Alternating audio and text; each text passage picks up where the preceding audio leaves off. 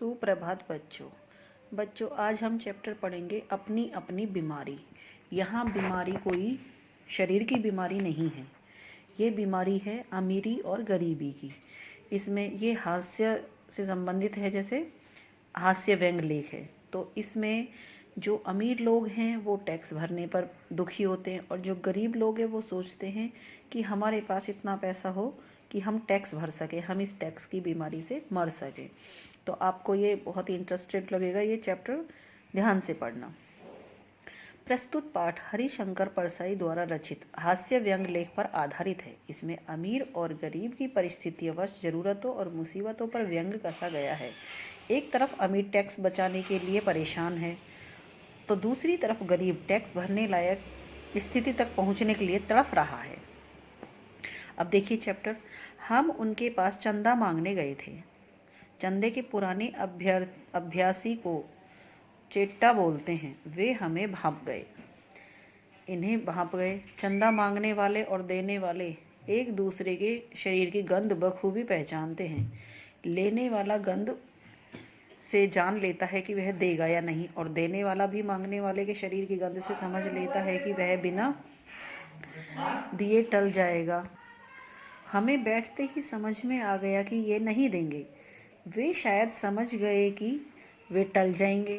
फिर भी हम दोनों पक्षों को अपना कर्तव्य तो निभाना ही था। हमने प्रार्थना की तो वे बोले, आपका चंदे की पड़ी है, हम तो टैक्स के मारे मर रहे हैं। सोचा यह टैक्स की बीमारी होती है।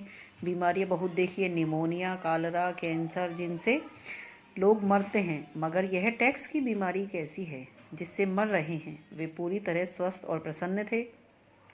तो क्या इस बीमारी में मजा आता है? ये अच्छी लगती है। जिसे यह बीमारी लगती है तगड़ा हो जाता है। इस बीमारी से मरने में कैसा लगता होगा? अजीब रोग है यह। चिकित्सा विज्ञान में इसका कोई इलाज नहीं है।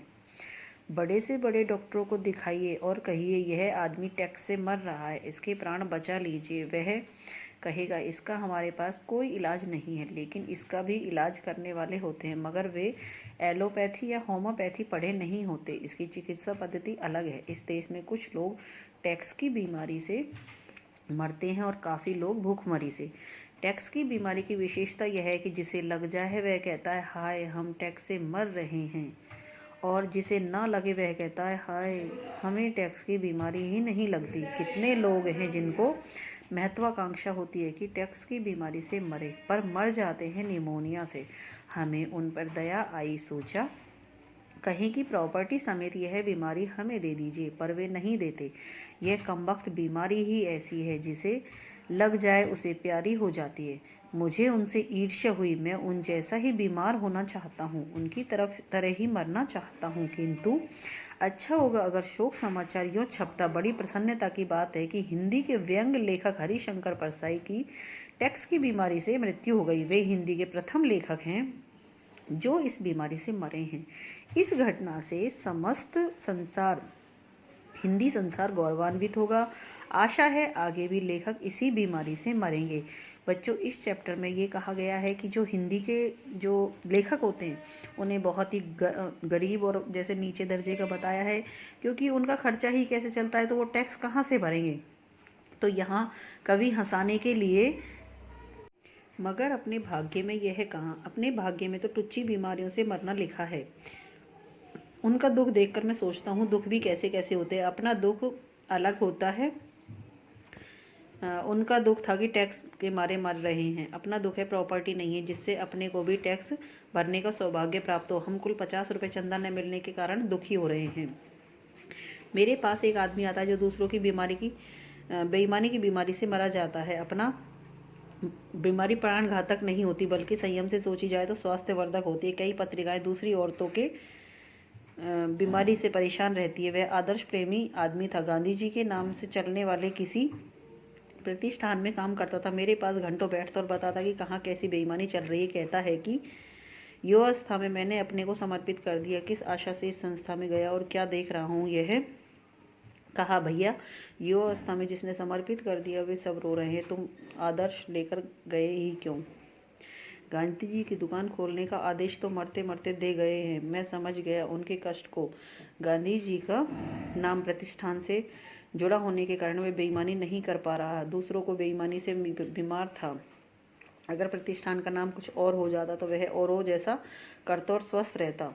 बड़े बड़े दुख हैं, मैं बैठा हूँ, मेरे पास 2-4 बंधु बैठे हैं, मैं दुखी हूँ। मेरा दुख यह है कि मुझे बिजली का 40 रुपये का बिल जमा करना और मेरे पास इतने रुपए नहीं हैं। तभी एक बंधु अपने दुख बताते हैं। उसने 8 कमरों का मकान बनाने की योजना बनाई थी।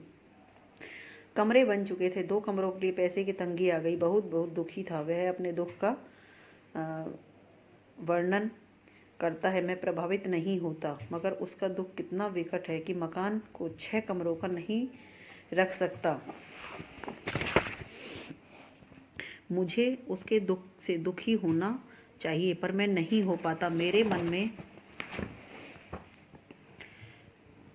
बिल के दुख का झटका लगा है। दूसरे बंधु पुस्तक विक्रेता है। पिछले साल 50,000 की किताबें पुस्तकालय में बेची, इस साल 40,000 की बिक्री। कहते हैं बड़ी मुश्किल है, सिर्फ 40,000 की किताबें इस साल बिकी है, ऐसे कैसे काम चलेगा। वे चाहते हैं मैं दुखी हो जाऊं, पर मैं नहीं होता। उनके पास मैंने अपनी 100 किताबें रख दी, वे बिक गई, मगर जब मैं पैसे मांगने गया तो वे ऐसे हंसने लगे जैसे मैं हास्य रस पैदा कर रहा हूँ। बड़ी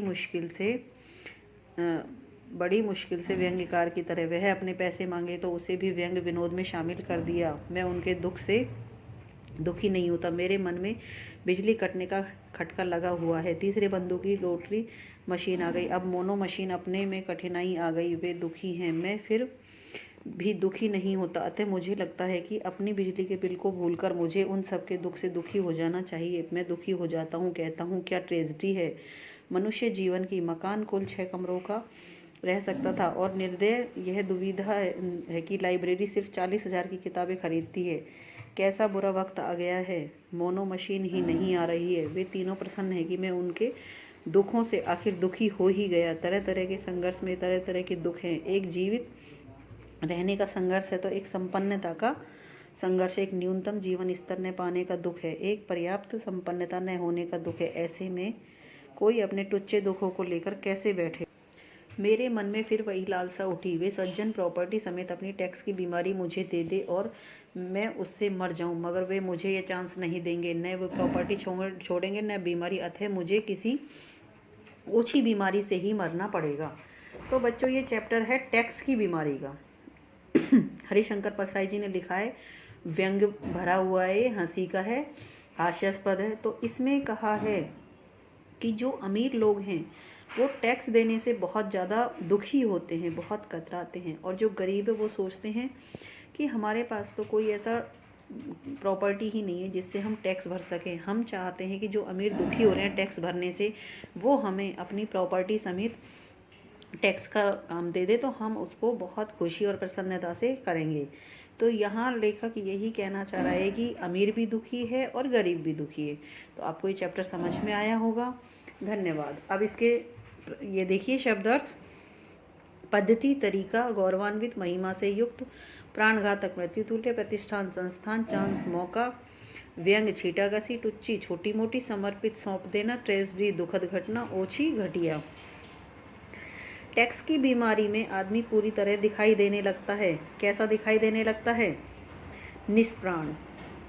लेखक किस बीमारी से मरना चाहता है? टैक्स की बीमारी से। लेखक की समस्या क्या है? मकान की बिक्री, किताब की बिक्री, बिजली का बिल। किताब की बिक्री या बिजली का बिल? बिजली का बिल। ये देखिए, पुस्तक विक्रेता को क्या दुख है? कम बिक्री होने का। अब यहाँ देखिए, तो बच्चों ये देखिए विलोम शब्द, सुगंध का दुर्गंध, स्वस्थ का अस्वस्थ, प्रसन्न का दुखी, दुख का सुख, बेईमानी का ईमानदारी और न्यूनतम का अधिकतम। समानार्थी शब्द, शरीर का तन, बिजली का दामिनी, किताब का पुस्तक, बीमारी का रोग, मकान का घर, वक्त का समय। प्रत्यय और इनका मूल शब्द अलग करना। मूल शब्द तो है संपन्न और ता इसका प्रत्यय। प्रसन्न ता, गौरवान्वित, बेईमान का है बेईमान प्लस ई, बेईमानी। तो इस तरह से बच्चों आपको ये अपने ध्यान से पढ़ना है इस चैप्टर को, तभी आपको ये समझ में आएगा। धन्यवाद।